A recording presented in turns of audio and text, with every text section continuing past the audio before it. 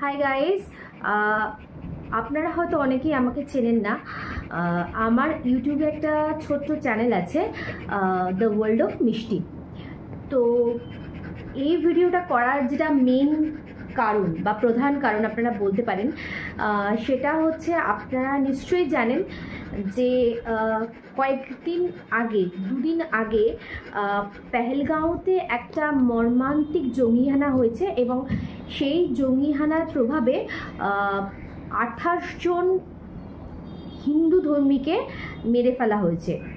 এই খবরটা এখন সবাই জানে। বলার এটা একটা কারণ যে আমি জানি না আপনাদের কি মনে হয়েছে, কিন্তু আমি মোটামুটি মাসখানেক আগে কাশ্মীর থেকে ঘুরে আসি এবং আপনারা আমার এই চ্যানেল যদি খুলে দেখবেন আমি প্রচুর পোস্ট করেছি এবং সেখানে এটা বলেছি আমার শ্রীনগরের থেকেও পেহেলগাঁও অনেক বেশি সুন্দর মনে হয়েছে। তো এই ঘটনাটা ঘটার পর ফার্স্ট যেটা আমার মনে হয়েছে যে এই সিচুয়েশনটা কালকে আমার সাথেও হতে পারতো।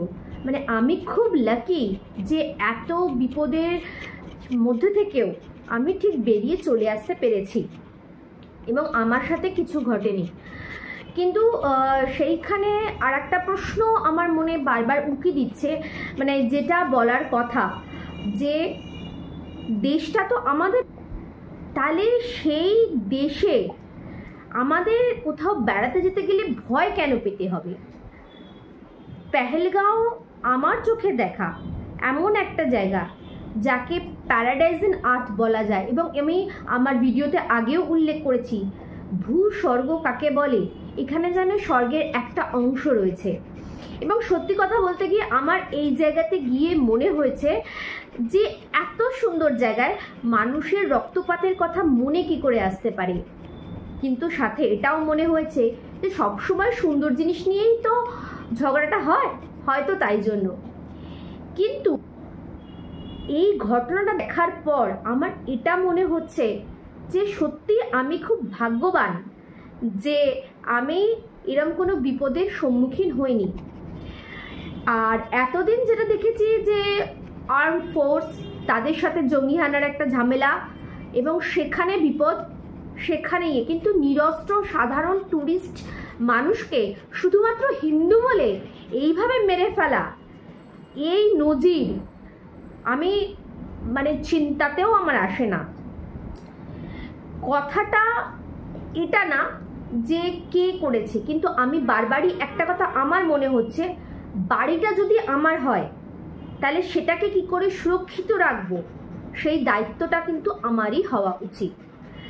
একজন পর্যটক যখন কোনো একটা জায়গায় যাবে, সেটা যদি নিজের দেশ হয় তাহলে সে কেন মনে এই ভয়টা নিয়ে এগোবে যে কালকে ভাই আমি নাও বেঁচে থাকতে পারি? এই চিন্তাটা তো তার মনে আসারই কথা নয়। তো কিন্তু কাশ্মীর এমন একটা জায়গা যেখানে যেতে গেলে কিন্তু সাধারণ মানুষের এই কথাটা বারবারই আজ মনে হচ্ছে। ইনফ্যাক্ট আমার কথা যদি বলেন, আমার এটা এখন মনে হচ্ছে যে দেখার ছিল, দেখে চলে এসেছি ভালো, আর আমি কোনোদিনই যাব না। তো এই চিন্তাটাই আসছে মাথায় প্রথম। দ্বিতীয় কথা হচ্ছে, আমি কিছু ভিডিওতে দেখলাম যেখানে ওখানের মানুষজন একটা প্রতিবাদী মিছিল করেছে, যেখানে তারা বলছে যে না, ট্যুরিস্টদের কেন এভাবে অ্যাটাক করা হয়েছে তার প্রতিবাদে। এবার আমি কিছু কথা বলি, আমি কোনো হিন্দু মুসলিম কোনো ধর্মের বাইরে গিয়ে কথাটা বলছি। যখন আমি নিজে ওখানে গিয়েছিলাম, আমার কিন্তু কখনোই কোনো জায়গাতেই কোনো সিটিতেই আনসেফ বলে নিজেকে মনে হয়নি। এটা কিন্তু সত্যি ঘটনা, কারণ আমি আমার মেয়ে গিয়েছিলাম, তো সেখানে অবশ্যই একটা সেফটি সিকিউরিটির ব্যাপার তো থাকেই এবং স্বাভাবিকভাবেই সেটা নিয়ে আমিও খুব চিন্তিত ছিলাম। আমার কিন্তু সেরকম কিছু মনে হয়নি। এবার আসে সাধারণ লোকের কথায়। আমার একটা জিনিস খুব বলতে ইচ্ছা করছে, সাধারণ মানুষ, আমি জানি তাদের মধ্যে খুব একটা পাওয়ার নেই যে তারা সব কিছুর ঊর্ধ্বে গিয়ে দাঁড়াবে, কিন্তু এটাও ঠিক কথা, আজকে যদি আমার বাড়িতে সাপ ঢোকে তাহলে সেইটা পরিষ্কারের দায়িত্বটাও কিন্তু কিছুটা হলেও আমার থেকে যায়। তো প্রতিবাদী মিছিল করার কথা নয়, কথাটা হওয়া উচিত যে এই ধরনের ঘটনা কিভাবে আশকারা পাচ্ছে সেই জিনিসটা দেখার।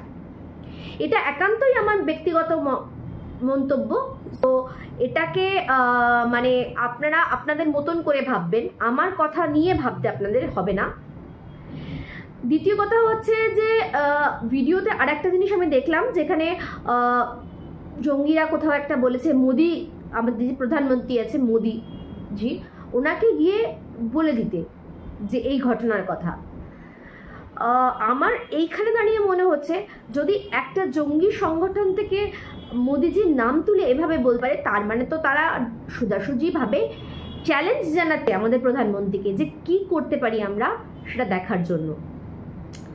তো আমি আশা রাখবো এর একটা ভালো উত্তর আমাদের দেশ বা আমাদের তরফ থেকে নিশ্চয়ই আমরা পাবো, এবং সেটা দেখার জন্য আমি প্রতীক্ষা করব। আর আমি যেহেতু নিজে এনকারেজ করেছিলাম কাশ্মীর যাওয়ার কথা এবং আমি নিজে ঘুরে এসেছি, তো আমি এটা বলবো সত্যি খুব সুন্দর জায়গা, কিন্তু যে ধরনের পরিস্থিতি আজকে এসে দাঁড়িয়েছে সেই জায়গা থেকে ঘুরে পর্যটনটাকে আবার ঠিক করা কিন্তু কঠিন ব্যাপার। তো সেই ব্যাপারটা নিয়ে অবশ্যই যদি পরবর্তীকালে আপনারা যাবার চিন্তাভাবনা করেন, চিন্তাভাবনা করে যাবেন, এবং সেক্ষেত্রে আমাদের দেশ কিভাবে আমাদের সুরক্ষা দিচ্ছে সেটাও দেখা অবশ্যই কিন্তু জরুরি। তো আপাতত আমি যেটা ফিল করছি আমি সেটা বললাম। পরবর্তীকালে কি হবে সেটা নিশ্চয়ই সবাইকার সামনে নিশ্চয়ই আসবে, এবং আশা করব যা ঘটেছে অত্যন্ত মর্মান্তিক একটা ঘটনা, এবং তার উত্তর অবশ্যই দেখা যাক কিভাবে আমাদের প্রশাসন এটা এগিয়ে নিয়ে যায়। কিন্তু অনুরোধ থাকবে যে এই ধরনের ঘটনা যেন কোনোদিন না আর ঘটে, সেই দায়িত্বটা যেন আমাদের প্রধানমন্ত্রী নেন। এবং ওই যে বললাম বাড়িটা আমাদের, সেটাকে কিভাবে সুরক্ষা দেবে সেই চিন্তাটা আমাদেরই হওয়া উচিত। এবং অ্যাজ এ ট্রাভেল ব্লগার আমি এইটুকুনি অনুরোধ করছি যে যদি আজকে আমাকে যদি কর্ণাটক যেতে হয় আমাকে তো ভয় পেতে হয় না, আমাকে ভাবতে হয় না।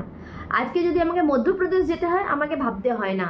আজকে যদি আমাকে গুজরাট যেতে হয় তাহলে আজকে আমাকে ভাবতে হয় না। কিন্তু আজকে যখন আমরা কাশ্মীর যাওয়ার কথা চিন্তা করছি তখন কিন্তু ভয় আসছে। তো এটা কি করে সম্ভব যে নিজের দেশে আমরা ভয় পেয়ে বাঁচবো? এই কথাটা অবশ্যই মাথায় রাখার দরকার আছে। তো দেখা যাক পরবর্তীকালে কি হয়। ততদিনের জন্য জয় হিন্দ, জয় ভারত। আর আমরা মানি সবার উপরে মানুষ সত্য, তাহার উপরে নাই। এই কথাটা যেন সবার মনে থাকা উচিত। তো পরবর্তীকালে যদি কিছু আবার ভিডিও করি নিশ্চয়ই আপনাদের সাথে কথা হবে, এবং আমার কথাগুলো যদি আপনাদের ঠিক মনে হয় তাহলে প্লিজ সাপোর্ট করবেন এবং চেষ্টা করবেন এই কথাগুলো যেন যথাপযুক্ত জায়গায় এটা পৌঁছাতে পারে, সেই অনুরোধটুকু আপনাদের কাছে রাখবো। দেখা হচ্ছে পরবর্তী ভিডিওতে।